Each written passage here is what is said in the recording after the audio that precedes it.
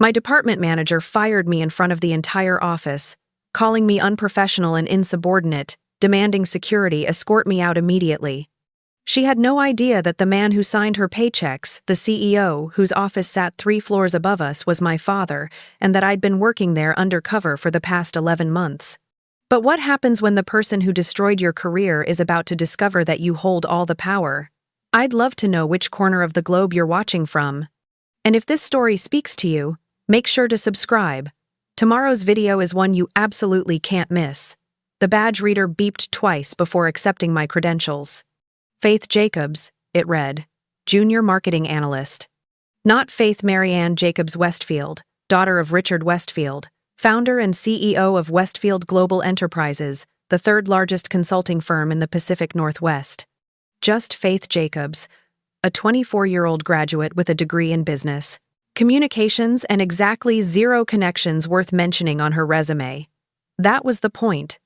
I swiped into the Seattle headquarters building on a Monday morning in September, carrying the same insulated lunch bag I'd brought every day for nearly a year. The elevator took me to the 7th floor, where the marketing department occupied the entire western wing. Floor-to-ceiling windows overlooked Elliott Bay, but my cubicle sat in the interior section, surrounded by gray fabric dividers and the constant hum of climate control systems. My father didn't know I worked here. That was also the point. Richard Westfield had built his company from a 2-person operation in 1987 to a firm employing over 3,000 people across 6 states. He'd done it through strategic acquisitions, aggressive client retention, and what he called operational excellence. He believed in meritocracy, in systems that rewarded talent regardless of background. He'd told me this throughout my childhood, during dinners where he'd describe his latest management philosophy or explain why certain executives had been promoted. When I graduated from the University of Washington in June of the previous year, he'd offered me a position, Associate Director of Strategic Communications, reporting directly to the Chief Marketing Officer. A corner office, executive parking, salary that made my classmates' offers look like internship stipends. I'd turned it down, not because I didn't want to work in the family business. I did. But I wanted to know what it actually felt like to work at Westfield Global without the protection of my last name, without the deference that came from being the founder's daughter. I wanted to understand the company from the inside, from the perspective of the people who didn't have access to the executive floor, who couldn't call the CEO's personal cell phone when they had a problem. So I'd applied under my mother's maiden name, Faith Jacobs. I'd used a different address, listed my education without the honors distinctions that might have flagged my application for special attention, and interviewed with HR like any other candidate. My father had been divorced from my mother since I was 7, and she'd resumed using her maiden name years ago. The connection wasn't obvious unless someone went looking for it. No one looked. I got hired 6 weeks later as a junior analyst in the marketing department. Starting salary, standard benefits, cubicle in the back section where the fluorescent lights buzzed if you listened carefully enough.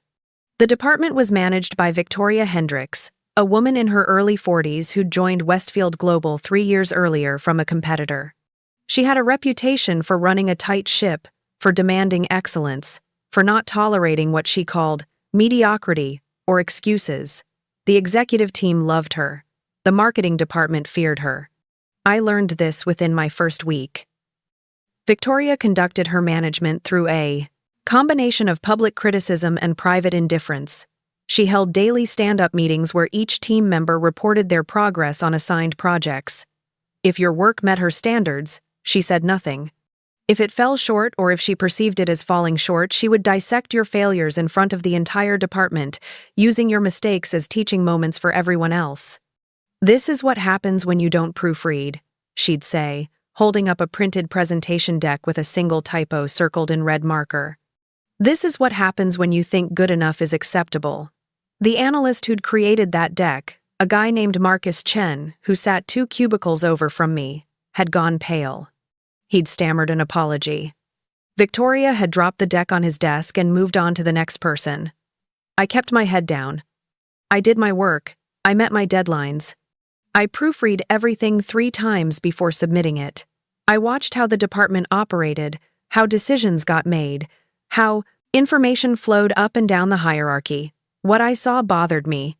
Victoria played favorites.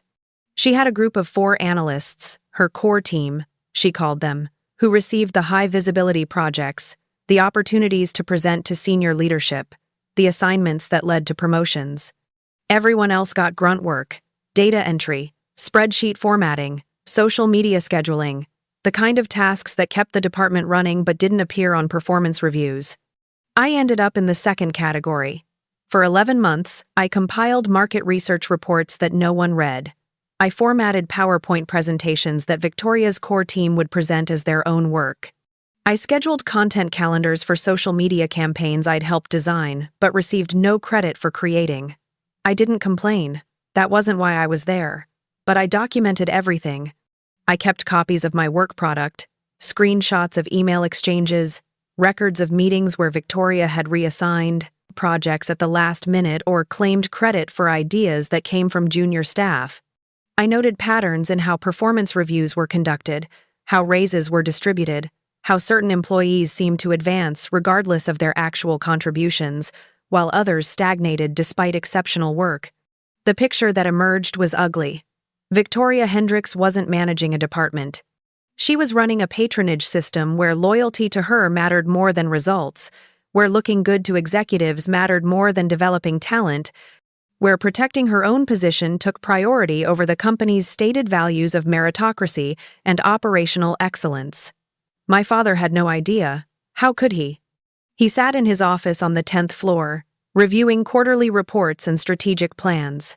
He trusted his executives to manage their departments effectively.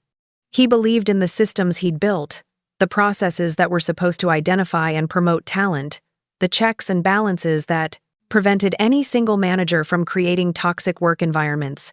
Those systems had failed. On a Thursday morning in late July, Victoria called me into her office. I'd submitted a competitive analysis report on our 3 largest rivals in the healthcare consulting sector. The report had taken me 40 hours to compile, involved interviews with 12 former employees of competing firms, and included strategic recommendations for how Westfield Global could differentiate its service offerings. Victoria sat behind her desk, my report printed and marked up with red ink. "This is unacceptable," she said without preamble. I stood in front of her desk, confused. "Which part?" "All of it." She flipped through pages, not looking at me. "The methodology is flawed. The recommendations are unrealistic. The writing is unprofessional." I'd triple-checked everything. The methodology followed industry standard practices. The recommendations aligned with current market trends. The writing had been excellent align, reviewed by 2 colleagues before submission. "Could you be more specific?" I asked carefully. "I'd like to understand what needs to be corrected." Victoria looked up then, her expression cold. "The problem, Faith, is that you don't understand your role here. You're a junior analyst. Your job is to compile data, not to make strategic recommendations. You've overstepped." "The project brief requested strategic recommendations," I said. "That was one of the deliverables. The brief was for senior analysts." She closed the report. "You should have recognized that this was beyond your capability level and asked for guidance. Instead, you wasted 40 hours producing work that I now have to completely redo." My jaw tightened. "I can revise it based on your feedback. There's nothing to revise. The entire approach is wrong." She dropped the report in her desk drawer. "I'm reassigning this to Derek. He'll start from scratch." Derek Paulson was one of Victoria's core team members. He'd been with the company for 18 months, had a degree from a state school, and spent most of his afternoons browsing LinkedIn instead of working. I'd helped him format a presentation 2 weeks earlier because he couldn't figure out how to align text boxes. "I understand," I said, keeping my voice neutral. "Do you?" Victoria leaned back in her chair. "Because your attitude lately suggests otherwise. You seem to think you're entitled to high-visibility work, that you deserve recognition beyond your position. That's not how this department operates. I hadn't asked for recognition. I'd simply done the work I was assigned. I apologize if I gave that impression," I said. "See that it doesn't happen again." She turned to her computer, dismissing me. I walked back to my cubicle, sat down, and opened my personal email on my phone. I forwarded myself a copy of the competitive analysis report from my work account, along with the original project brief that clearly indicated it was assigned to me, not to senior analysts. Then I got back to work. That was 3 weeks ago. This morning, everything changed. The email arrived at 9:47 a.m. Subject line: Mandatory department meeting. 10 a.m. Conference room. B. No context. No agenda. Just Victoria's name in the sender field and that subject line in all caps. A lot of love and effort went into bringing this story to life. If you're enjoying it, we'd be so grateful if you'd subscribe to our channel. Now, back to where we left off, which usually meant someone was about to get publicly humiliated. I saved the spreadsheet I'd been working on and headed toward conference room B with the rest of the department. 23 people filed in, filling the chairs around the long table and lining up against the walls. The room smelled like stale coffee and the synthetic lemon scent the cleaning crew used on the whiteboards. Victoria stood at the head of the table, arms crossed, waiting for everyone to settle. She wore a navy blazer and checked her watch twice while the last few stragglers found spaces to stand. "Close the door," she said to Marcus Chen, who'd been the last one in. He did. The click of the latch felt louder than it should have. Victoria picked up a tablet from the conference table. "I'm going to address an issue that's been brought to my attention by senior leadership. An issue that reflects poorly on this entire department and threatens our credibility within the organization." She swiped through something on the tablet, her mouth pressed into a thin line. 2 weeks ago, the executive team reviewed our Q2 performance metrics. They noted several discrepancies between our reported progress and actual deliverables.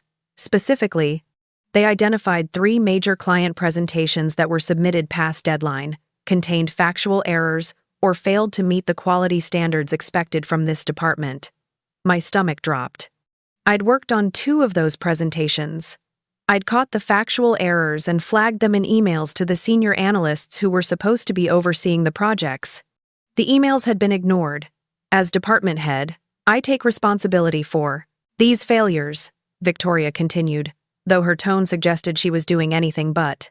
However, I want to be clear that these problems stem from individual team members who are not taking their responsibilities seriously, who are treating this job as if showing up is enough, as if effort matters more than results. She looked around the room, making eye contact with various people. Her gaze lingered on me longer than the others. I've reviewed the work product from every analyst in this department over the past quarter. What I've found is deeply concerning.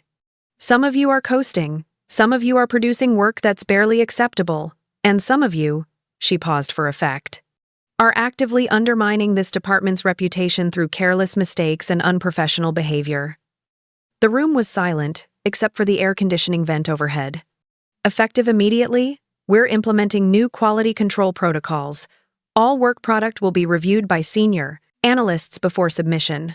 All client-facing materials will require my personal approval before they leave this department. And anyone who cannot meet these standards will be placed on a performance improvement plan. She set down the tablet. Are there any questions? No one spoke. No one ever spoke after Victoria's speeches. Good. Get back to work. People filed out quickly, heads down, avoiding eye contact with Victoria or each other. I started toward the door with everyone else. Faith. Stay behind! The words stopped me mid-step. Around me, colleagues glanced back briefly before hurrying out. Marcus gave me a sympathetic look as he left. The door closed behind him. I turned to face Victoria. She stood with her arms crossed again, that same cold expression she'd worn during our last conversation. "Sit down," she said, gesturing to a chair. I sat. She remained standing, which put her at a psychological advantage. Classic power play. "I need to address something with you, directly," Victoria began, walking slowly around the table. "Your performance over the past 11 months has been inconsistent. Your work often requires significant revision.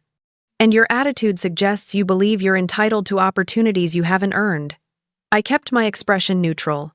"I've completed every assignment I've been given. I've met every deadline. Meeting deadlines is the bare minimum," she interrupted. "It's not an achievement. It's an expectation. I understand that. Do you?" She stopped pacing, stood directly across the table from me. "Because yesterday, I received a complaint about you from Derek Paulson." Derek. The senior analyst who'd been assigned my competitive analysis project after Victoria decided my 40 hours of work were worthless. Derek reported that you've been questioning his methodology on the healthcare consulting analysis, that you've been sending him unsolicited feedback and suggesting he's approaching the project incorrectly. That wasn't accurate. I'd sent Derek one email after he'd asked me where I'd stored the interview transcripts from the competing firm employees. In that email, I'd mentioned that the transcripts included insights about market positioning strategies that might be relevant to his analysis. That was it. I sent him one email with information he requested. I said carefully, "That's not how Derek described it." Victoria picked up her tablet again, scrolled through something. He said, and I quote, "Faith seems unable to accept that the project has been reassigned. She's micromanaging my work and implying that I'm not capable of handling it properly." My hands clenched under the table. That's not what happened. He asked me for files. I sent them with context about what they contained. That's basic professional courtesy. It's overstepping. Again, Victoria set down the tablet. "This is part of a larger pattern with you, Faith. You don't seem to understand boundaries. You don't seem to tell did. Grasp your position in this department's hierarchy." The air in the conference room felt thicker. Through the glass walls, I could see people at their desks, carefully not looking in our direction. "I've tried to be patient with you," Victoria continued. "I've given you feedback. I've explained expectations. I've provided opportunities for you to correct your behavior. But you persist in acting as if the rules don't apply to you. What rules am I breaking?" The question came out sharper than I intended. Victoria's eyes narrowed. That attitude right there, the defensiveness, the inability to accept constructive criticism without arguing. That's exactly what I'm talking about. I took a breath, forced myself to stay calm. I'm not trying to be defensive. I genuinely want to understand what I'm doing wrong so I can improve. What you're doing wrong is failing to recognize that you're a junior analyst. You're not a strategist. You're not a senior team member. You're support staff. And you need to act like it. Support staff. As if the analysts weren't the ones actually producing the work that made Victoria look good to the executives. As if we were interchangeable parts rather than professionals with skills and training. "I'll keep that in mind," I said, keeping my voice level. "See that you do." Victoria walked to the door, opened it. "You're dismissed." I stood, picked up my phone from the table, and walked out. The entire exchange had lasted less than 10 minutes, but my heart was pounding like I'd run a sprint. Back at my cubicle, I pulled up my personal email again and sent myself a detailed summary of the meeting while it was fresh in my mind. The false accusation from Derek, Victoria's characterization of my work, the phrase support staff delivered like an insult. Then I did something I'd been avoiding for 11 months. I opened a new email, addressed it to my father's personal account, the one he used for family correspondence, not the corporate address, that went through executive assistants and screeners. Subject line, "We need to talk." I typed 3 sentences. "Dad, I've been working at Westfield Global under Mom's maiden name for the past year. I need to tell you what I've learned about the marketing department. Can we meet this weekend?" My finger hovered over the send button. This would end the experiment. Once my father knew I was working here, everything would change. Victoria would find out. The entire department would find out. I'd lose the perspective I'd worked so hard to maintain, the understanding of what it felt like to work in this company without protection or privilege. But what I'd witnessed over the past 11 months wasn't just about my personal experience anymore. It was about systematic mismanagement, about talented people being wasted, about a department head who cared more about control than results. It was about the gap between the company my father believed he'd built and the company that actually existed, 7 floors below his office. I clicked send. The email whooshed into the void. And then I got back to work, because I still had a job to do. At least for now. At least until Friday afternoon, when everything I'd been building toward would finally, catastrophically, fall apart. My father responded to my email within 20 minutes. "Saturday lunch, 1 p.m., our usual place.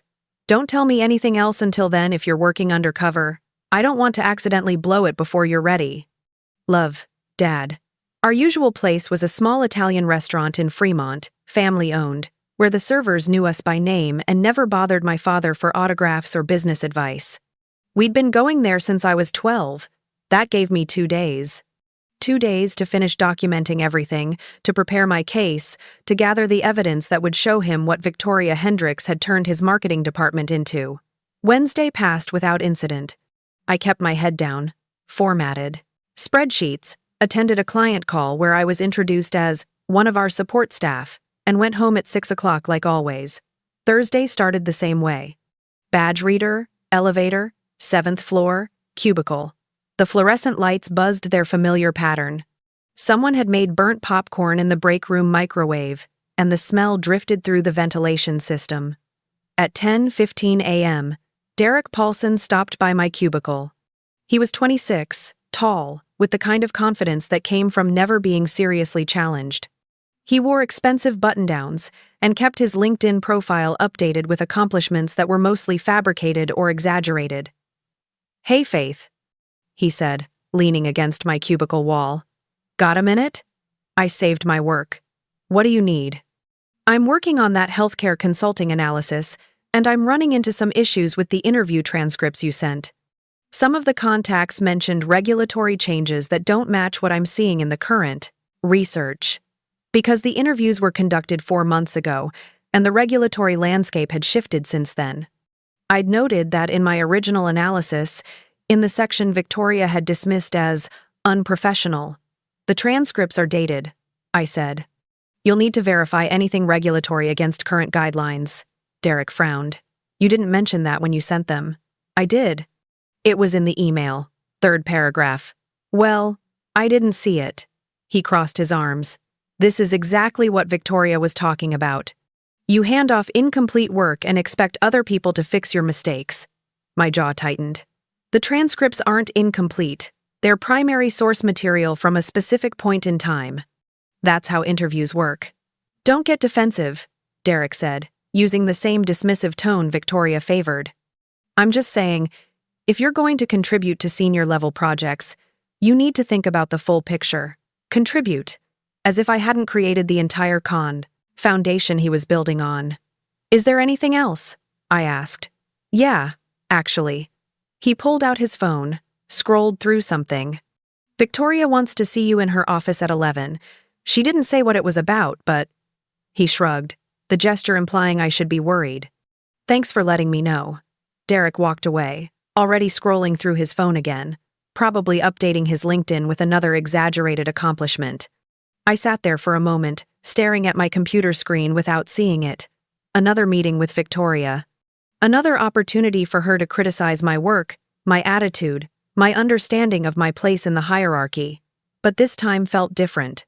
Derek's comment about contributing to senior-level projects felt like setup, like he'd been coached on what to say. Victoria's summons without explanation felt ominous. At 10:58 a.m., I walked to Victoria's office. The door was open. She sat at her desk, typing something on her laptop, and didn't look up. When I knocked, "Close the door and sit down," she said without stopping her typing. I did both. Through the window behind her, I could see the Seattle skyline, the Space Needle visible in the distance. Victoria's office had a view. Mine had a fabric divider and fluorescent lights.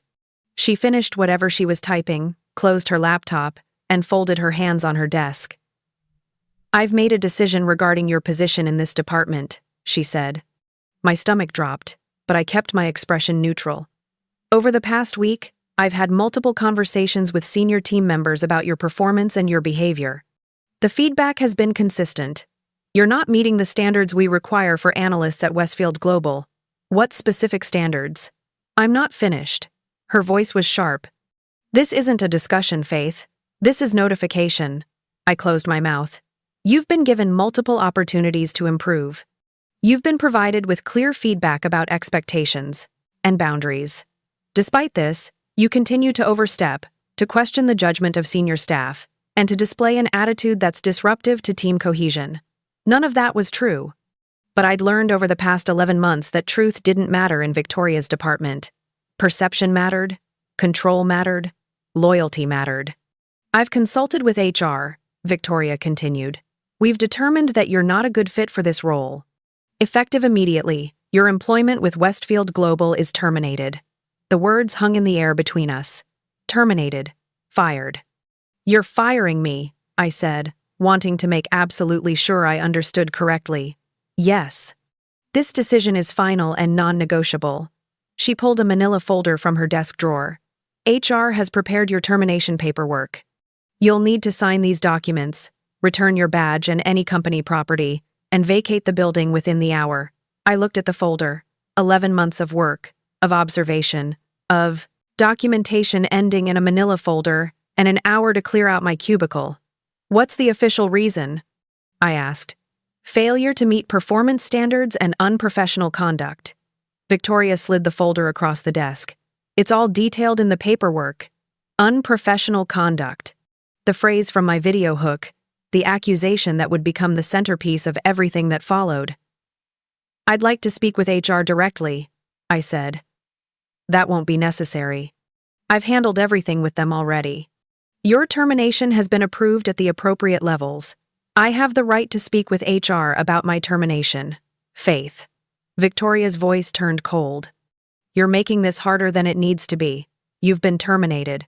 Arguing about it won't change the outcome. It will only make your exit more difficult. I stood up, leaving the folder on her desk. I'm not signing anything until I've reviewed it thoroughly and consulted with HR myself. Victoria's expression hardened. If you refuse to cooperate with the termination process, I'll have security escort you from the building and mail the paperwork to your address on file. Is that how you want this to go? Through the office window, I could see people at their desks. Marcus Chen was at his cubicle, probably working on whatever meaningless task Victoria had assigned him. Derek Paulson was standing by the coffee machine, laughing with another senior analyst. The entire department going about their day while I was being fired for offenses I hadn't committed. I'll take the paperwork, I said quietly. But I'm not signing until I've read everything. Fine. Victoria picked up her phone.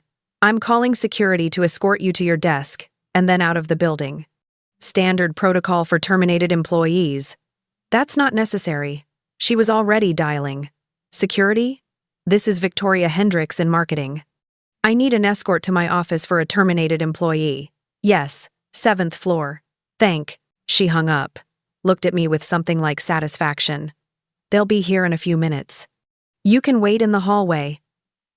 I picked up the manila folder and walked out of her office. Several people looked up as I emerged, then quickly looked away. Everyone always knew when someone got fired. I stood in the hallway, holding my termination paperwork, waiting for security to arrive and escort me out like a criminal. My phone was in my pocket.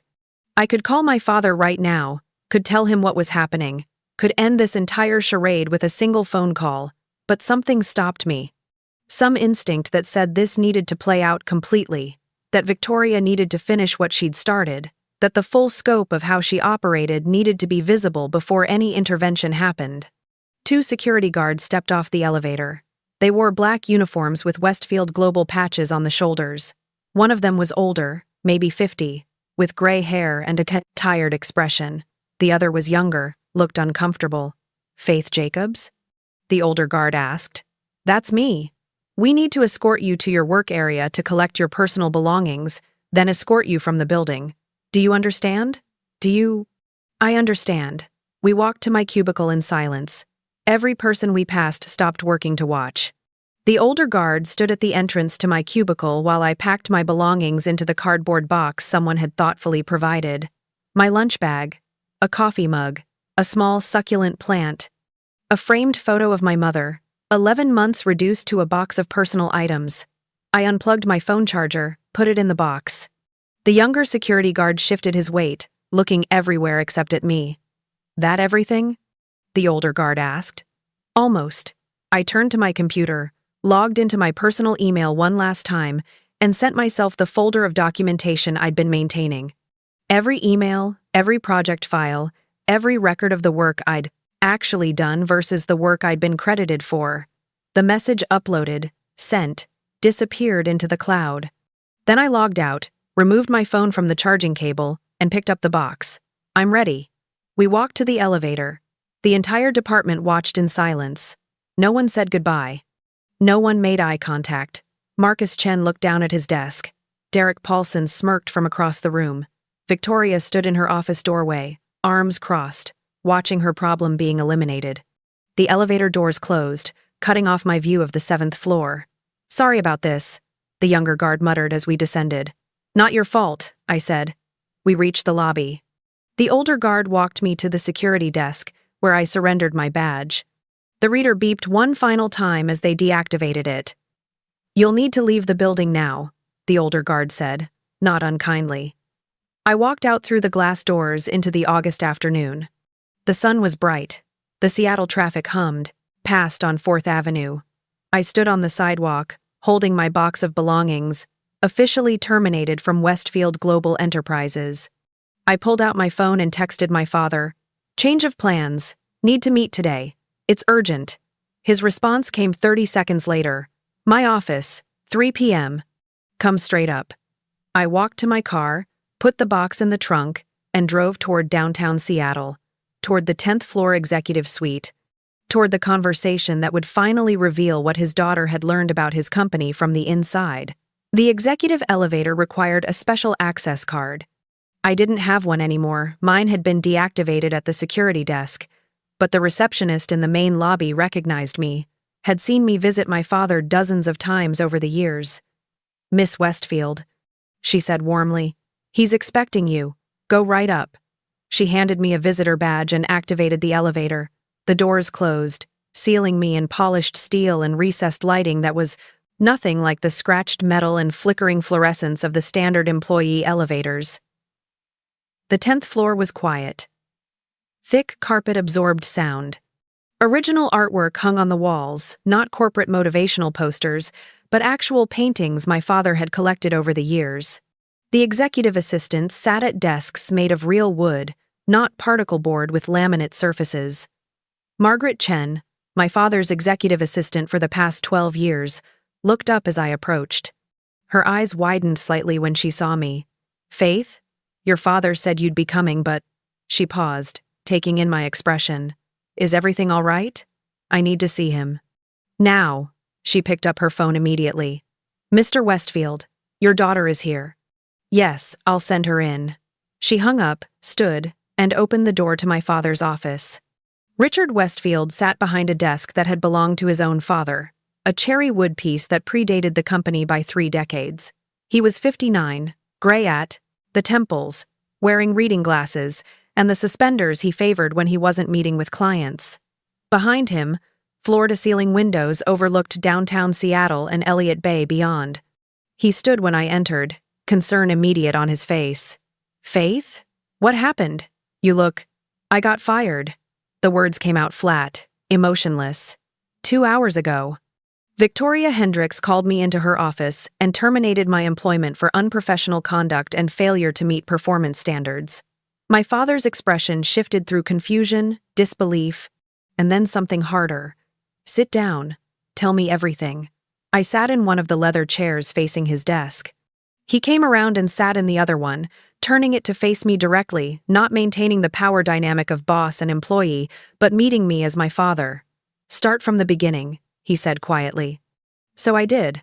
I told him about applying under Mom's maiden name, about getting hired as a junior analyst, about spending 11 months watching how the marketing department actually operated versus how he believed it operated. I told him about Victoria's favorites, about the grunt work assigned to everyone else, about the talented analysts who were stagnating while less capable people got promoted based on loyalty rather than merit. I told him about the competitive analysis report, 40 hours of work dismissed without real review, about Derek Paulson being assigned my project despite lacking the skills to execute it, about the false accusations of micromanaging and overstepping. My father listened without interrupting, his expression growing darker with each detail. "This morning," I continued, "Victoria called me into her office and fired me. She said I'd been given multiple opportunities to improve, that I'd displayed unprofessional conduct, that I wasn't a good fit for the role. She had security escort me out of the building in front of the entire department. I pulled the manila folder from my bag, set it on the small table between us. This is the termination paperwork. I haven't signed it yet." My father opened the folder, read through the documents. His jaw tightened as he went through page after page. "These allegations are completely unsubstantiated," he said finally. "There's nothing here that constitutes actual cause for termination. It's all subjective evaluations and vague accusations." "That's how she operates," I said. "Everything is subjective. Everything is about her perception of your attitude, your understanding of hierarchy, your loyalty to her specifically rather than to the company." He set down the paperwork. "Why didn't you come to me sooner? If you'd told me what was happening, because I needed to see it completely. I needed to experience what it's actually like to work here without protection, without being your daughter.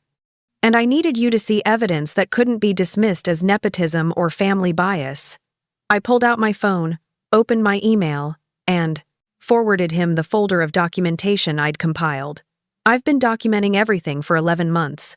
Work product that was reassigned or claimed by others. Email chains showing how decisions really get made. Performance reviews that don't match actual contributions. Victoria's pattern of favoritism and retaliation. His phone buzzed as the email arrived. He opened it on his computer, began scrolling through files. The silence stretched as he read. I watched his expression shift from concern to anger, to something colder, the look he got when dealing with problems that required decisive action. "How many people in that department are being managed like this?" he asked without looking up from the screen. "Everyone outside her core team of 4. That's 19 analysts who are essentially being wasted. Talented people doing work that could be automated while less capable people get the opportunities that matter." He clicked through another document. "These performance reviews, the ratings don't correlate with the actual work product you're showing me. Because the reviews aren't based on work quality. They're based on whether Victoria perceives you as loyal and compliant." My father closed his laptop, removed his reading glasses, and rubbed his eyes. For a moment he looked older than 59, looked tired in a way I rarely saw. "I built this company on meritocracy," he said quietly. "On the principle that talent and hard work would be recognized and rewarded regardless of background or connections. That was the whole point. I know. And I hired executives I trusted to maintain that principle, to identify and develop talent, to create environments where good people could thrive. Victoria isn't doing that. She's doing the opposite." He stood, walked to the windows, looked out at the city. "The executive team loves her. Her department's performance metrics are excellent. She consistently delivers results on time and under budget. Because she's good at managing up," I said.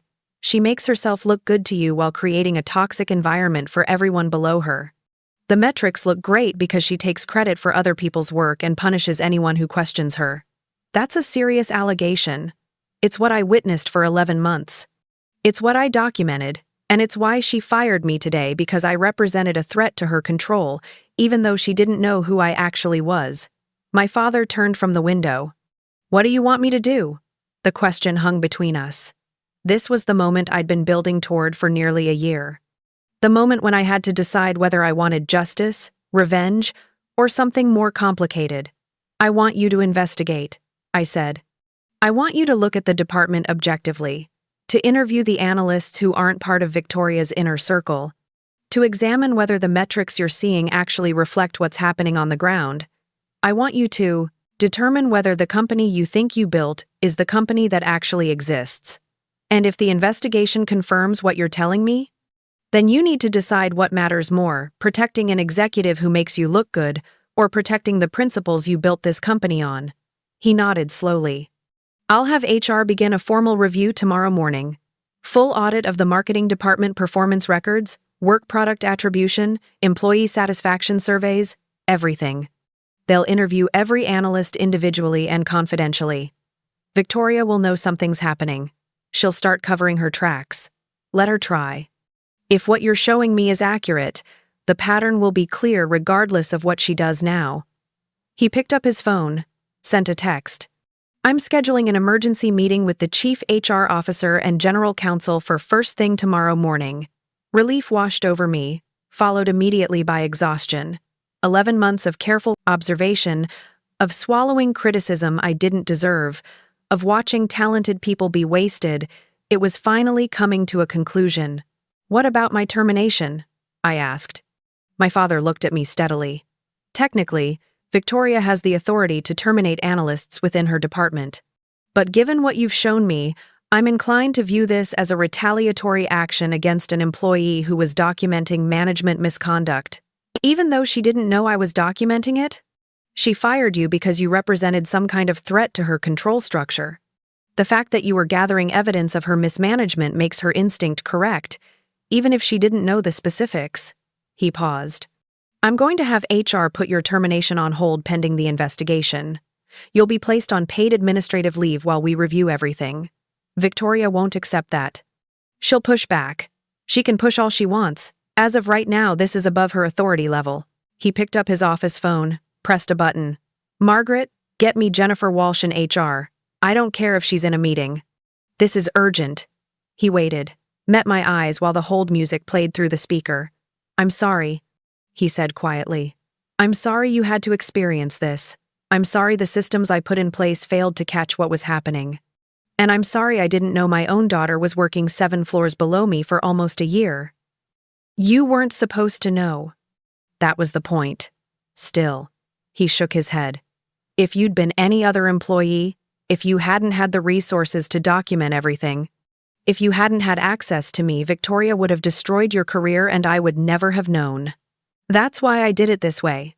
Because if it could happen to me, it's happening to other people who don't have my advantages. The hold music cut off. Jennifer? Richard Westfield, I need you in my office immediately. We have a situation that requires your immediate attention. No, it can't wait. Now, please. He hung up, looked at me. This is going to get complicated. Victoria will fight back. She'll claim the investigation is retaliation for a legitimate termination. She'll say you're using your relationship with me to undermine her authority. Let her say it. The documentation speaks for itself.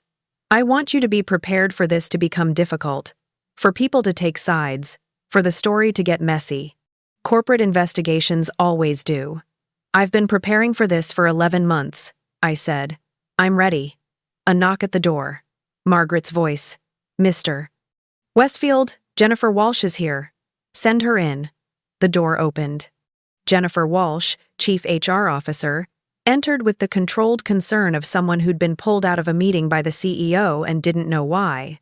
She was 45, sharp, wearing a gray suit that suggested she'd been in professional mode all day. She saw me, registered my presence with slight confusion, then looked to my father. Jennifer, he said, we have a significant problem in the marketing department, one that requires immediate and confidential attention. He gestured for her to sit. She did, pulling out a notepad, ready to take notes on whatever crisis had just emerged. The employee sitting next to you is Faith Jacobs, my father continued, also known as Faith Marianne Westfield, my daughter, who has been working as a junior analyst in marketing for the past 11 months under her mother's maiden name. Jennifer's eyes widened. She looked at me, then back at my father, processing the implications. Victoria Hendricks terminated her employment this morning, he said, for unprofessional conduct and performance issues. What Victoria doesn't know is that Faith has been documenting systematic mismanagement within the department for nearly a year. Documentation I've just reviewed. Documentation that suggests serious problems with how that department is being run. He turned his laptop toward Jennifer, showed her the folder of files I'd sent. We need to begin a formal investigation immediately, he said.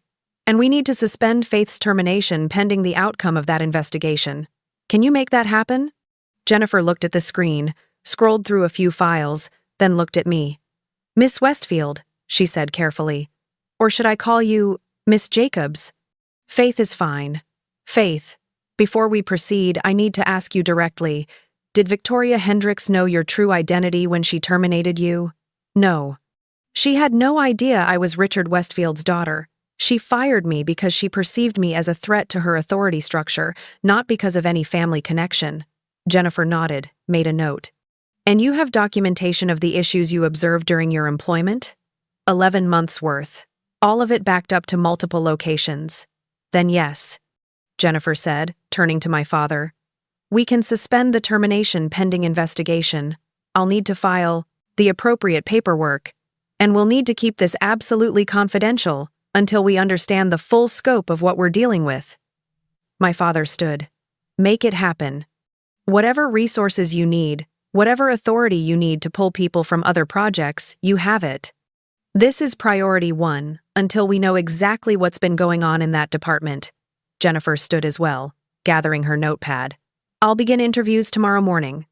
This stays between the three of us until I have preliminary findings.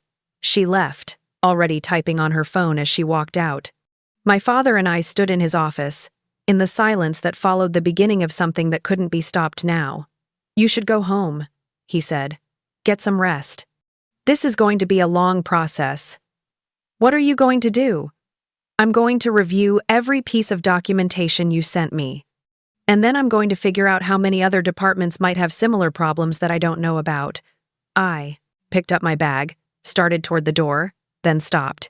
Dad, thank you for believing me. You're my daughter. But more than that, you brought me evidence, not just complaints. You did this the right way. He paused. Even if the way you did it was slightly insane. I smiled for the first time that day. I learned from the best. I left his office, took the executive elevator down, and walked out into the late afternoon sun. My phone buzzed. A text from my father. Your termination has been suspended. You're on paid leave. Check your email. I opened my email. A message from HR confirming administrative leave, pending investigation of department management practices. Official. On the record. I got in my car and drove home, where I would wait for the investigation to unfold, for the truth to emerge, for Victoria Hendricks to finally understand exactly who she'd fired. The call came at 8:47 a.m. on Friday morning. I was sitting on my apartment balcony, drinking coffee and watching the sunrise over Lake Union, when my phone buzzed. Jennifer Walsh. Faith, I wanted to give you an update before the weekend. We've begun preliminary interviews with marketing department staff. I need you to know that this is going to move quickly. I set down my coffee cup. How quickly? I've scheduled 15 confidential interviews for today.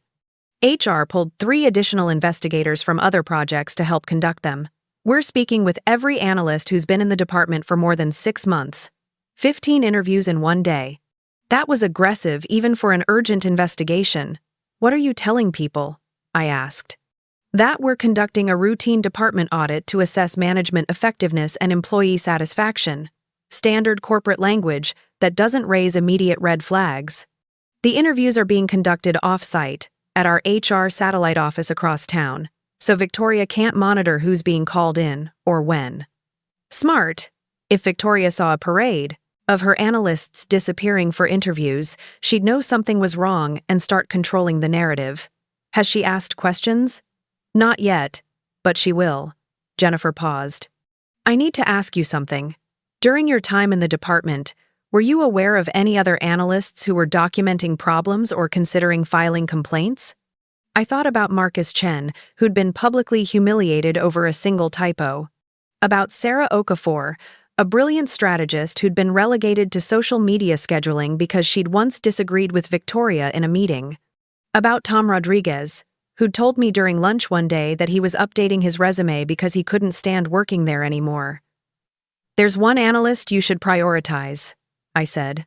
Marcus Chen. He's been there for 2 years, longer than most. He's talented but gets assigned grunt work. Victoria uses him as her example when she wants to publicly criticize someone's mistakes. If anyone has documentation beyond mine, it would be him. I'll make sure we speak with him this morning. Anyone else? Sarah Okafor and Tom Rodriguez, both capable people who've been systematically sidelined. And you should talk to Derek Paulson, he's one of Victoria's favorites. You need to understand the contrast between how she treats her inner circle versus everyone else. We have all of them on the interview list. I heard papers rustling. Faith, I want you to understand something. If the interviews confirm what you've documented, this won't just result in Victoria's termination. It will trigger a company-wide review of management practices. Your father is taking this very seriously. Good, he should. But it also means this is going to become visible. People will know something significant happened in marketing. They'll ask questions. Eventually, they'll figure out that you were the catalyst. I can handle that. Can you? Because there will be people who see you as the CEO's daughter who got someone fired because you didn't like your boss, Who think you used your family connection to undermine a successful executive? That narrative will exist regardless of the evidence. I'd thought about this during the long night after leaving my father's office. The optics were complicated. The CEO's daughter, working undercover, gathering evidence against a department head, triggering an investigation that would likely end someone's career. It looked like nepotism and revenge even when it wasn't. The alternative is letting Victoria continue destroying people's careers, I said. I'll take the complicated optics over that outcome. All right, I'll keep you updated as we learn more. Enjoy your weekend as much as you can. Next week is going to be intense. She hung up. I sat on my balcony, watching boats move across Lake Union, thinking about the 15 people who were about to walk into HR interviews and finally tell the truth about what it was like to work for Victoria Hendricks. My phone buzzed again. This time it was a text from my father. Come to dinner Sunday night. Your mother will be there. I want to talk about what happens next. My mother, he'd told her. Of course he had. This was too significant to keep from her, even though they'd been divorced for 17 years. She'd always been his closest advisor, the person who understood both the business and the family dynamics better than anyone. I texted back, I'll be there. The weekend passed in strange suspension. I wasn't working. I wasn't fired. I existed in administrative limbo while HR dismantled everything I'd spent 11 months documenting. On Saturday, I went for a long run along the Burke-Gilman Trail, trying to burn off the nervous energy that came from knowing things were in motion but having no control over the outcome. On Saturday night, I met up with 2 college friends who didn't work at Westfield Global and had no idea what I'd been doing for the past year. We got dinner, saw a movie, talked about normal things.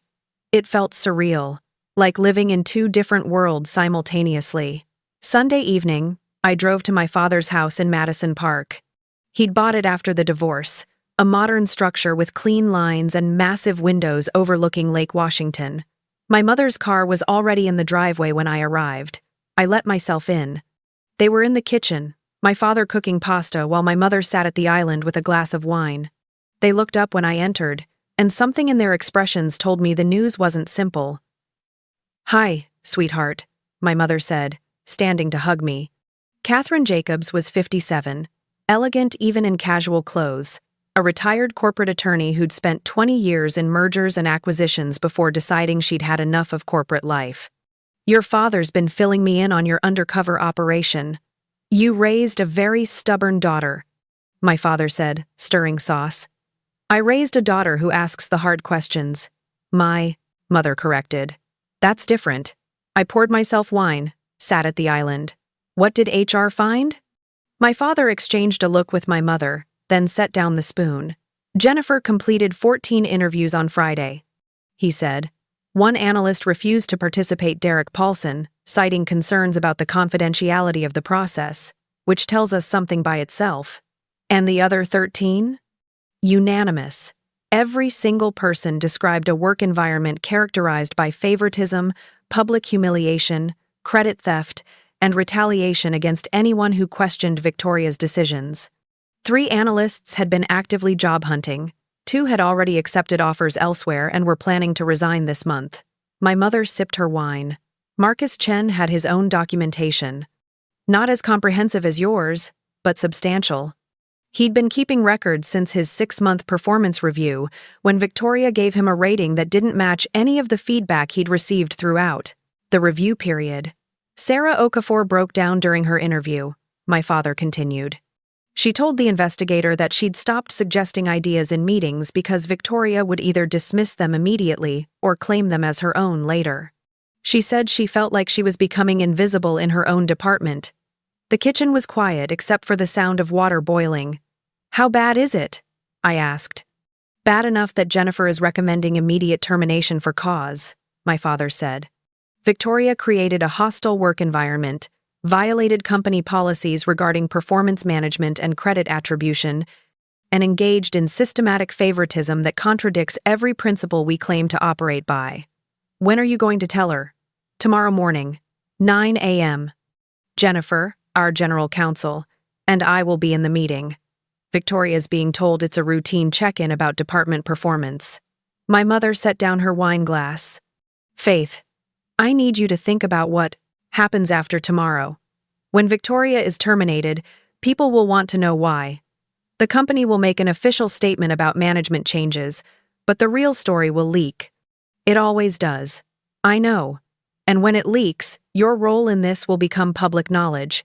People will know you're Richard's daughter. They'll know you worked undercover. They'll have opinions about whether that was appropriate, whether the investigation was legitimate, whether Victoria was treated fairly. She wasn't treated fairly, I said. She was treated according to the evidence.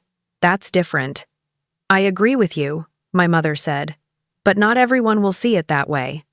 You need to be prepared for criticism, for people questioning your motives, for this to follow you for a while. My father brought plates of pasta to the island, sat down. There's another complication. The board of directors has been briefed on the investigation. They're asking questions about why this wasn't caught earlier, why our management oversight systems failed to identify these problems before an undercover operation was necessary. I wasn't an undercover operation, I said. I was an employee doing my job who happened to be documenting problems I observed. That's the narrative we're going with, my father agreed. But the board is concerned about reputational risk. About what this says regarding our company culture if an executive could operate this way for 3 years without being caught. How long had she been doing this? I asked. Based on the interviews, the pattern started about 6 months after she was hired. She came in, evaluated who would be loyal to her, built her core team, and systematically marginalized everyone else. The people she couldn't control or who questioned her methods were pushed out through poor reviews, impossible assignments, or in your case, termination. My mother cut into her pasta. The board wants a comprehensive review of all departments. They want to know if this is isolated to marketing or if there are other executives running similar operations. It's going to be months of audits and investigations. Good, I said. That's exactly what should happen. My father looked at me with something like pride mixed with concern. You understand that you started something that's going to reshape this entire company? That the ripple effects will extend far beyond one department head losing her job? I understand that the company you built was supposed to reward talent and hard work. That it was supposed to be a place where good people could thrive regardless of their background. If that's not happening, then yes, it needs to be reshaped.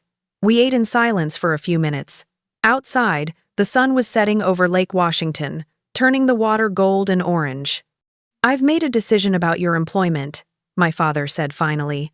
Once Victoria is terminated and the immediate crisis is resolved, I'm offering you a position on the executive team, special advisor to the CEO for management quality and employee experience.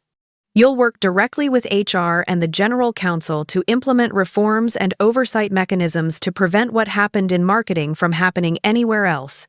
I set down my fork. That's a significant jump from junior analyst. You've earned it. You identified a major problem, documented it thoroughly, and brought it forward through appropriate channels. That's exactly the kind of thinking we need at the executive level. People will say it's nepotism. Let them say it. They said that about me when my father gave me my first management role. I proved them wrong by doing good work. You'll do the same, my mother smiled. Besides, after what you've just put yourself through, I think you can handle some gossip about nepotism. She was right. After 11 months of watching talented people be destroyed by a bad manager, after being fired for offenses I hadn't committed, after triggering an investigation that would reshape the company, criticism about nepotism seemed manageable. All right, I said. I'll take the position, but only after the investigation is complete and the reforms are actually implemented. I don't want this to look like a reward for causing trouble. Fair enough. My father raised his wine glass. To asking hard questions and dealing with complicated answers.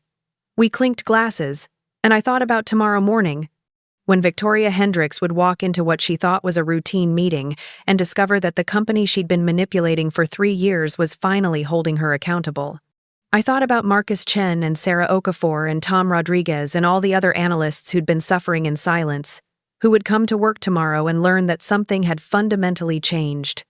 I thought about the junior analyst named Faith Jacobs, who'd spent 11 months learning what it meant to work without protection or privilege, and who was about to become Faith Westfield again, this time in a role where she could actually make a difference. The sun finished setting. We ate pasta and talked about what came next, about reforms and oversight and the long work of rebuilding trust in systems that had failed. Tomorrow, the real consequences would begin. I wasn't there when Victoria Hendricks walked into the conference room on Monday morning, but my father told me about it later that day. She arrived at 8:58 a.m., 2 minutes early as always, carrying her tablet and a portfolio folder. She wore a charcoal suit, heels that clicked against the tile floor, her professional armor fully in place. She expected a routine discussion about department metrics, maybe some questions about quarterly projections. The conference room held 3 people: my father, Jennifer Walsh, and David Brennan, the general counsel. The arrangement of bodies told its own story. This wasn't a collaborative meeting. This was a tribunal. Victoria's expression shifted from confidence to confusion as she entered. "Richard, I wasn't expecting." She looked at Jennifer, then David. "Is there something wrong?" "Please sit down, Victoria," my father said. His voice was level, professional, completely devoid of warmth. She sat, setting her tablet on the table. Her hands were steady, but my father said he could see the moment she understood this wasn't routine. The slight tension in her shoulders, the way her eyes moved between the 3 of them, calculating. "We need to discuss some serious concerns that have come to our attention regarding management practices in your department," Jennifer began, opening a folder thick with documentation. "Specifically, concerns about how you evaluate performance, distribute assignments, and treat employees who report to you." Victoria's expression remained neutral. "I'm not sure what you mean. My department consistently meets or exceeds all performance metrics. We have strong client satisfaction scores, and we deliver projects on time and under budget." "The metrics look excellent," David Brennan agreed. "But we're not here to discuss metrics. We're here to discuss the work environment you've created and the methods you've used to achieve those numbers." Jennifer slid a document across the table. "This is a summary of findings from confidential interviews conducted with 13 members of your department over the past 3 days. I'd like you to review it." Victoria picked up the document. My father watched her eyes move across the page, watched her process what she was reading. Allegations of favoritism, public humiliation, credit theft, retaliation. A systematic pattern documented across multiple employees over multiple years. "These are baseless complaints from disgruntled employees," Victoria said, setting down the document. "Every manager faces criticism from people who don't meet standards or who feel entitled to opportunities they haven't earned." 13 separate employees, Jennifer said, all describing the same patterns independently. All providing specific examples with dates and documentation. "Who complained?" Victoria's voice sharpened. "I have a right to know who's making accusations against me." "The interviews were confidential," David said. "But I can tell you that the consistency of the accounts is remarkable. Different people, different time periods, identical patterns of behavior." Victoria leaned back in her chair, and my father said he saw her shift strategies. She was regrouping, looking for the angle that would let her control the narrative. "I run a high-performance department," she said carefully.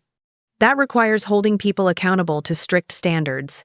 Some employees interpret that accountability as unfair treatment when really it's just professional rigor. Let's talk about specific examples," Jennifer said, opening another document. "Marcus Chen, 2-year employee, consistently strong work product according to the projects we reviewed. Yet his performance ratings under your management have been mediocre at best. Can you explain the discrepancy?" "Marcus has technical skills but lacks strategic thinking. He's reliable for execution but not ready for higher-level work. Yet in the 18 months before you became his manager, he received excellent ratings and was described as having strong strategic instincts." Jennifer pulled out more papers. "Sarah Okafor, brilliant strategist according to her educational background and her work prior to joining your department. Currently assigned primarily to social media scheduling." "Why?" Sarah struggled with client-facing presentations. "I reassigned her to work that better suited her skill set, without discussing it with her or offering development opportunities." Victoria's jaw tightened. "I made management decisions based on what was best for the department." My father spoke for the first time since the interview summaries had been presented. "Victoria, We've reviewed actual work product from your department going back 3 years. We've examined who created what versus who received credit. We've looked at project assignments and how they correlated with performance reviews. The pattern is undeniable. What pattern? But her voice had lost its certainty. You have 4 people who receive the majority of high-visibility assignments, advancement opportunities, and positive recognition, he said. Everyone else receives grunt work regardless of their capabilities. The 4 people in your inner circle show loyalty to you personally. The others either leave the company or stagnate. I delegate based on demonstrated competence. You delegate based on personal loyalty, Jennifer interrupted. And you retaliate against anyone who questions your decisions or who represents any threat to your authority structure. Victoria stood up. This is absurd. I've built one of the most successful departments in this company. My results speak for themselves. If you're basing this on complaints from employees who couldn't handle professional standards, sit down, my father said. The command in his voice stopped her mid-sentence. She sat. We also need to discuss the termination of Faith Jacobs, David said, pulling out yet another folder. Victoria blinked. Faith Jacobs? The junior analyst I fired last week? What does she have to do with this? Everything, my father said. Tell me about her termination. She was underperforming. She had attitude problems. She questioned senior staff and overstepped her role repeatedly. The termination was justified and approved by HR. Approved by HR without a full review of the allegations, Jennifer corrected. Based on your representation that the cause was legitimate and that proper documentation existed. It did exist. I had complaints from Derek Paulson about her micromanaging his work. I had multiple conversations with her about professional boundaries. Derek Paulson, my father said, who was assigned a major competitive analysis project that Faith Jacobs had already completed. Did you review her work before reassigning the project? Victoria hesitated. The work was inadequate. It required someone with more experience. We've reviewed the work, Jennifer said. It was thorough, well-researched, and directly addressed the project brief. Derek Paulson's subsequent attempt to recreate it from scratch resulted in a product that was substantially inferior. That's your interpretation. It's the interpretation of 3 independent 2%. Reviewers we brought in to assess both versions, David said. Faith's analysis was superior in methodology, depth, and strategic insight. Victoria's expression was hardening into something defensive and angry. I made a judgment call based on my assessment of the situation. Managers have discretion in these decisions. Managers have discretion, my father agreed. But they don't have the right to destroy careers because someone threatens their control or questions their judgment. I didn't destroy anyone's career. You fired Faith Jacobs for being competent and thorough. You fired her because she represented the kind of talent that could eventually replace you. And you've built a department structure where that's threatening rather than valuable. Victoria's hands clenched on the armrests of her chair. If you're basing this entire witch hunt on the complaints of one disgruntled junior analyst, Faith Jacobs, my father said quietly, is my daughter. The silence in the room was absolute. Victoria's face went through several expressions in rapid succession: confusion, disbelief, realization, and finally, something close to fear. You're what? My daughter. Faith Marianne Westfield. She applied to work here under her mother's maiden name because she wanted to understand this company from the ground level, without the protection of being the CEO's daughter. She spent 11 months documenting exactly what it's like to work in your department. Victoria stared at him. That's entrapment. That's an employee doing their job and documenting management misconduct, David said. There's nothing illegal or inappropriate about what she did. But your treatment of her, and by extension, your treatment of every other analyst in that department violates company policy and creates legal liability for Westfield Global. This is retaliation, Victoria said, her voice rising. You're firing me because I terminated the CEO's daughter without knowing who she was. We're terminating you, Jennifer said, pulling out one final document. Because you created a hostile work environment, engaged in systematic discrimination based on personal loyalty rather than merit, retaliated against employees who questioned your authority, and violated multiple company policies regarding performance management and professional conduct. She slid the document across the table. This is your termination notice. Effective immediately. For cause. You'll be escorted from the building by security. Your personal items will be packed and delivered to your home address. Your access to all company systems has been revoked. Victoria looked at the document like it was a snake. You can't do this. We can, and we are, my father said. You have the right to appeal through our standard procedures. But I want you to understand something, Victoria. This isn't about one employee or one complaint. This is about 3 years of documented behavior that contradicts everything this company stands for. If you choose to fight this, we will present every piece of evidence we've gathered in a formal hearing, every interview, every example of credit theft and retaliation, every analyst whose career you damaged. Are you prepared for that level of scrutiny? Victoria's face had gone pale. She looked at the three of them, saw no mercy, no negotiation, no escape route. I want to speak with my attorney, she said finally. That's your right, David said. But your employment is terminated regardless. The question is whether you want to contest it through lengthy legal proceedings that will make all of this public, or whether you want to accept a severance package in exchange for a non-disparagement agreement. Severance? Daughter. Victoria's voice was bitter. You're firing me for cause and offering severance? We're offering you a choice, my father said. Take the package, sign the agreement, and this stays confidential. Fight it, and everything we've found becomes part of the public record. Victoria picked up the termination notice, read through it with shaking hands. My father said he watched her calculate the odds, weigh her options, realize she had no leverage. How much severance? She asked finally. Jennifer pulled out another document. 6 months' salary. Continuation of benefits through the severance period. A neutral reference that confirms your employment dates and title without commenting on performance or reasons for departure. That's it? After 3 years of exceeding every metric you gave me? You exceeded metrics by exploiting and destroying talented people, my father said. You're getting more than you deserve. Victoria stood up, her hands bracing against the table. This is wrong. This is Faith Jacobs manipulated this entire situation. Faith Jacobs did her job and documented what she observed, Jennifer said. If you'd been managing that department ethically, there would have been nothing for her to document. Victoria grabbed the severance agreement, shoved it in her portfolio. I need to review this with my attorney before I sign anything. You have 48 hours, David said. After that, the offer is withdrawn, and we proceed with termination for cause with no package. 2 security guards appeared in the doorway. They'd been waiting in the hall, ready for the moment Victoria was officially terminated. She looked at them, then back at my father.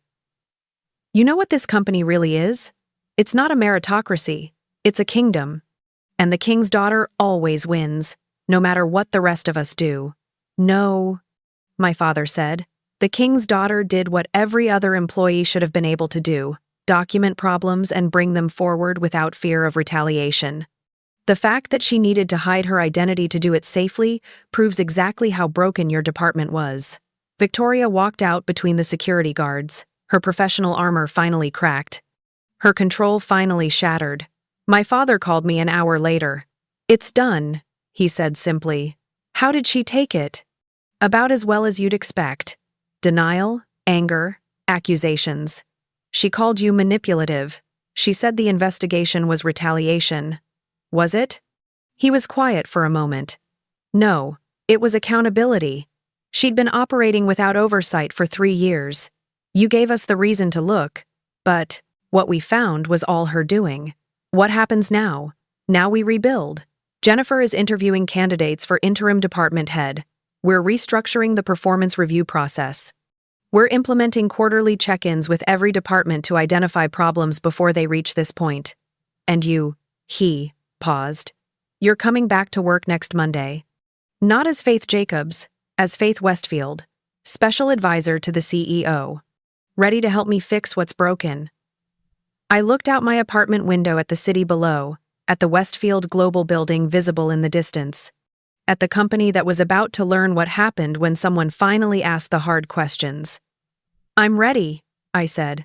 Victoria Hendricks signed the severance agreement 47 hours later. By Friday, she was gone. By Monday, the entire company knew something significant had happened in marketing, even if they didn't know the details yet. And on Monday morning, I walked back into the Westfield Global building, with my real name on my badge, ready to begin the work of turning accountability into lasting change. The badge reader accepted my credentials on Monday morning at 8:15 a.m. Faith Westfield, it read. Special advisor to the CEO. The security guard at the desk looked up, did a double take, then smiled. Miss Westfield, welcome back.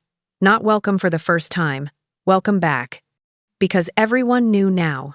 The story had leaked over the weekend, spreading through the company's informal networks the way significant news always did. The CEO's daughter had been working undercover as a junior analyst. She'd documented management misconduct. Victoria Hendricks had been terminated. The marketing department was being restructured. The details were fuzzy, speculation mixed with fact, but the core truth was out there. I took the executive elevator to the 10th floor. Margaret Chen looked up from her desk, her expression warm. Your office is ready, she said. 2 doors down from your father's. Jennifer Walsh wants to meet with you at 9 to discuss the reform implementation timeline. Thank you, Margaret. I walked past my father's office. His door was closed. Probably on a call, and found my new office. It was smaller than his, but it had windows overlooking the city, a real desk made of solid wood, and walls that weren't fabric dividers. On the desk sat a framed photograph I recognized from my apartment. Me and my father at my college graduation, both of us laughing at something my mother had said off camera. Someone had moved it here, probably Margaret, a small gesture that said this space was meant to be mine. I set down my bag and walked to the window. 7 floors below, the marketing department was starting their Monday. Marcus Chen was probably at his desk by now. Sarah Okafor was probably wondering what the restructuring would mean for her career. Tom Rodriguez might still be there, or he might have already taken one of those job offers he'd mentioned. My phone buzzed.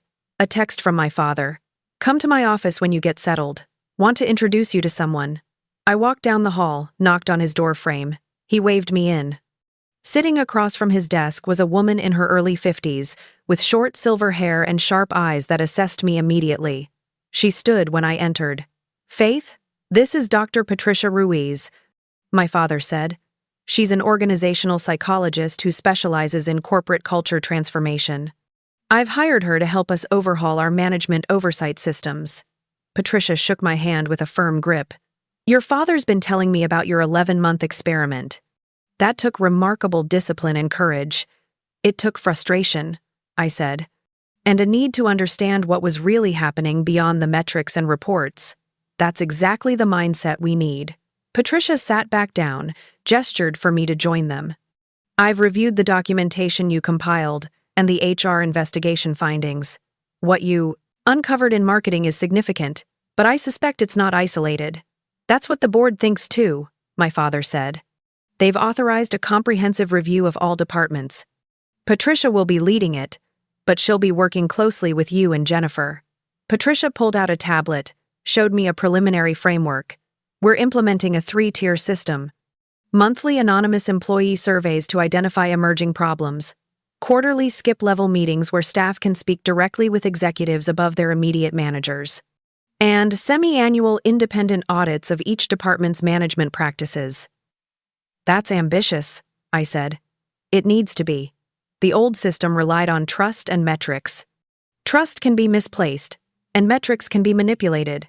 We need structural mechanisms that surface problems before they become crises. My father leaned back in his chair. Faith, I want you to be the primary liaison between Patricia's team and our internal departments. You understand what it's like to work without power or protection. That perspective is essential to making these reforms work. What about the optics? I asked. People are already saying this is nepotism, that I'm only here because I'm your daughter. Let them say it, Patricia interjected. Then prove them wrong by doing excellent work. The best response to accusations of nepotism is competence. She was right, though that didn't make the criticism easier to accept. There's something else you should know, my father said. I'm making the full story public, not through leaks and gossip, but through an official company-wide announcement. I'm telling everyone what you did, why you did it, and what we learned from it. Dad. People need to understand that this wasn't a personal vendetta or family drama. It was an employee identifying serious problems and bringing them forward through appropriate channels. That's exactly the behavior we want to encourage, and hiding your role undermines that message.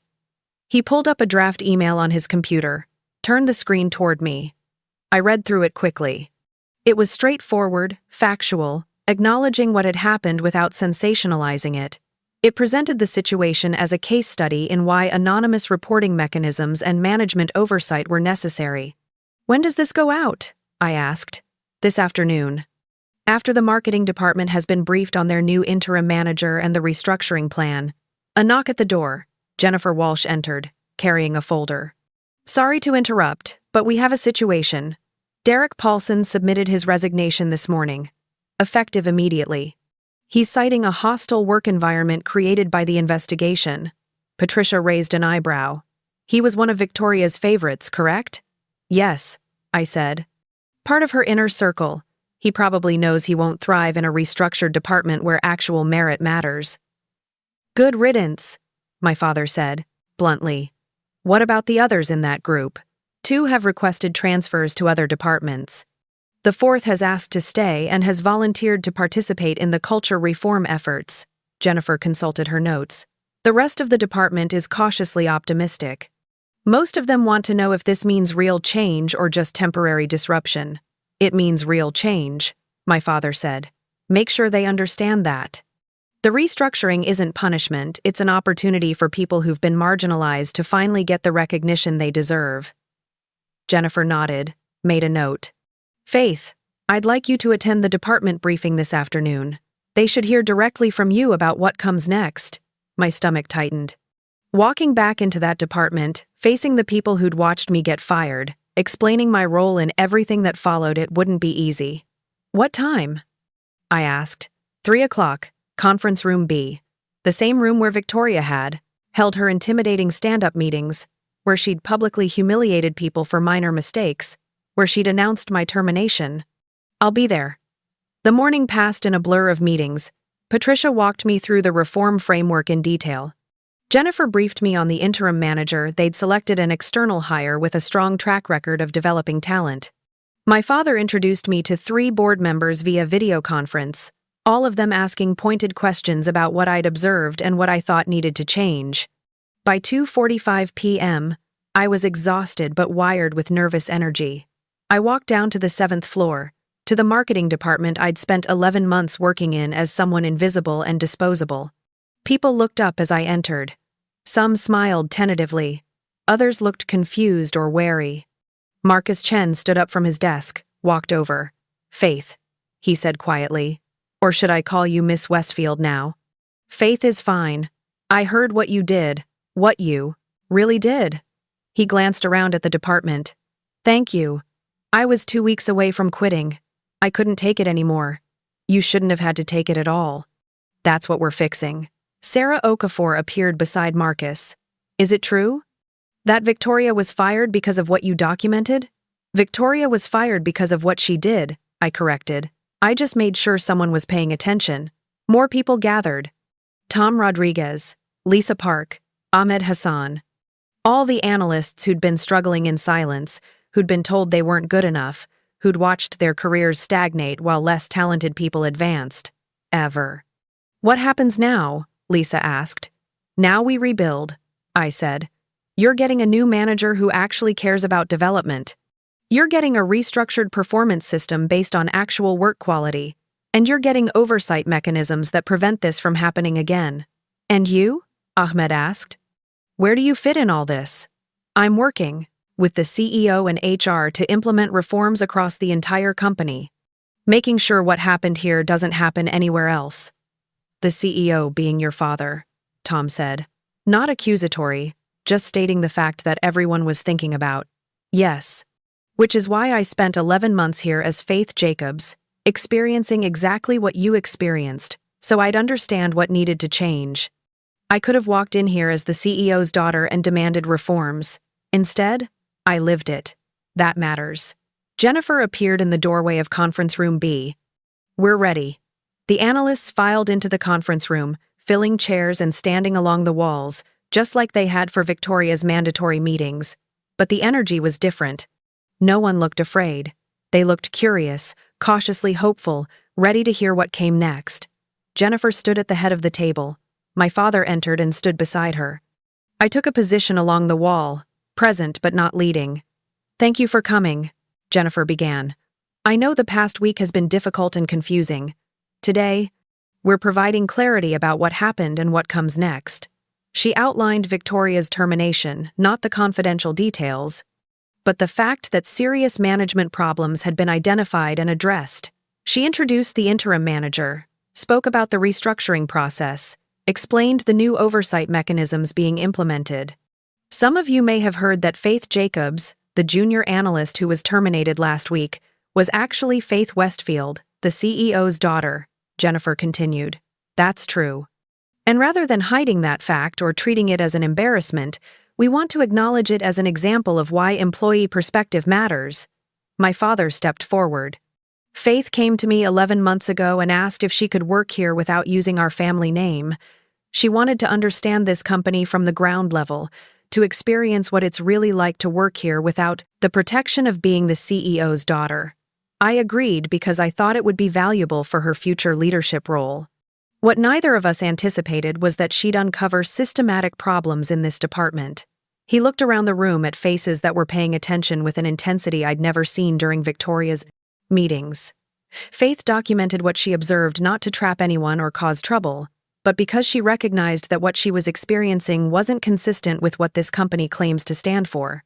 When she was fired for reasons that had no basis in her actual work quality, she brought that documentation to me, and we launched an investigation that confirmed everything she'd observed. I want to be clear, he continued. This wasn't a sting operation or an entrapment scheme. It was an employee doing their job, documenting problems they witnessed, and reporting those problems through appropriate channels. That's exactly the behavior we want from every person in this company, he gestured to me. Faith is now serving as special advisor to the CEO for management quality and employee experience. She'll be working to ensure that what happened in this department never happens anywhere else at Westfield Global. And I hope each of you will feel empowered to come forward if you see problems, knowing that your concerns will be taken seriously. The room was silent for a moment. Then Marcus raised his hand. Yes, my father said. Can we ask Faith questions directly? Of course. Marcus turned to me. When you were working here as Faith Jacobs, did you actually think the work we were doing mattered? Or were you just gathering evidence? It was a fair question, one that deserved an honest answer. I thought the work mattered, I said. I thought the people here were talented and capable, and I thought you were all being wasted by a manager who cared more about control than results. That's why I documented everything, because you deserved better, and the company deserved better, and the only way to prove that was with evidence no one could dismiss. Sarah spoke up. Will you be coming back to this department? No. My role is at the executive level now, helping implement reforms across the company. But I'll be checking in regularly with all departments, including this one, to make sure the changes we're making actually work. And if they don't work? Tom asked. If we get another manager like Victoria, then you report it, Jennifer said. Through the new anonymous feedback systems we're implementing, through the skip-level meetings, through direct communication with Faith or HR, we're building multiple channels specifically so that no single manager can create the kind of environment that existed here. The briefing lasted another 30 minutes. People asked questions about the transition, about the new manager, about how performance reviews would change. By the time it ended, the cautious hope had solidified into something that looked like actual optimism. As people filed out, Marcus stopped beside me. For what it's worth, he said, I'm glad you did it. Even though it was complicated and weird and probably caused you all kinds of problems, I'm glad someone finally paid attention. You should never have needed someone to go undercover to make that happen. I said. That's what we're fixing. I left the 7th floor and returned to the 10th, to my office with windows and a real desk. to the work of turning one department's crisis into company-wide transformation. 3 months later, the reforms were showing results. Anonymous surveys revealed 2 other departments with concerning patterns. Skip-level meetings identified 3 managers who needed coaching on leadership practices. The independent audits found issues before they became crises. 6 months later, employee satisfaction scores across the company had increased by 18%. Voluntary turnover in marketing had dropped to near zero. 3 analysts from Victoria's former department had been promoted to senior positions based on actual merit. 1 year later, I sat in my father's office reviewing the annual culture assessment. "It's working," he said, looking at the data. "Not perfectly, but better than before. People are speaking up, problems are surfacing early. Talented people are advancing. It's working because we built systems that don't require people to be heroes or whistleblowers," I said. "They can just do their jobs and report problems when they see them." He closed his laptop, looked at me directly. "I owe you an apology." "For what?" "For building a company where you felt you needed to hide your identity to understand what was really happening. For creating systems that looked good on paper but failed in practice. For not knowing that 7 floors below my office, people were suffering. You can't monitor everything personally," I said. "That's why we built the new oversight systems. Still, you sacrificed almost a year of your life to show me what I couldn't see. That matters." I thought about Faith Jacobs, the junior analyst who'd spent 11 months in a cubicle under fluorescent lights, doing work that went unrecognized, watching talented people be destroyed. She wasn't really a different person, she was just me, without the protection of power and privilege. "It was worth it," I said. "Not just because Victoria got fired or because we fixed one department, but because now we know what to look for. We know what broken looks like from the inside. And we built something that might actually prevent it from happening again." My father smiled. "Your mother was right. She said you'd ask the hard questions. Someone has to." Outside the window, the Seattle skyline stretched toward the horizon. Somewhere in the city, former Westfield Global employees who'd left during Victoria's tenure were building new careers. Somewhere in the building below us, analysts who'd once felt invisible were presenting strategies to senior leadership. And somewhere in the company's future, another problem would emerge that would need someone willing to ask uncomfortable questions and demand honest answers. That's what accountability looked like. Not a single dramatic confrontation, but the long work of building systems that surfaced truth before it became crisis. The patient effort of creating a culture where speaking up was safe instead of suicidal. I'd started this journey as someone seeking to understand my father's company from the inside. I'd ended it as someone who knew that understanding was just the beginning. The real work was building something better from what I'd learned. My phone buzzed. An email from Marcus Chen with the subject line, "Thank you." I opened it. 2 sentences. "I got the promotion to senior strategist. Couldn't have happened without what you did." I forwarded it to my father without comment. He read it and nodded. "That's why we do this," he said simply. "That's why we do this. Not for the dramatic moments or the satisfying confrontations, but for the Marcus Chens and Sarah Okafors and all the other talented people who deserved a chance to thrive."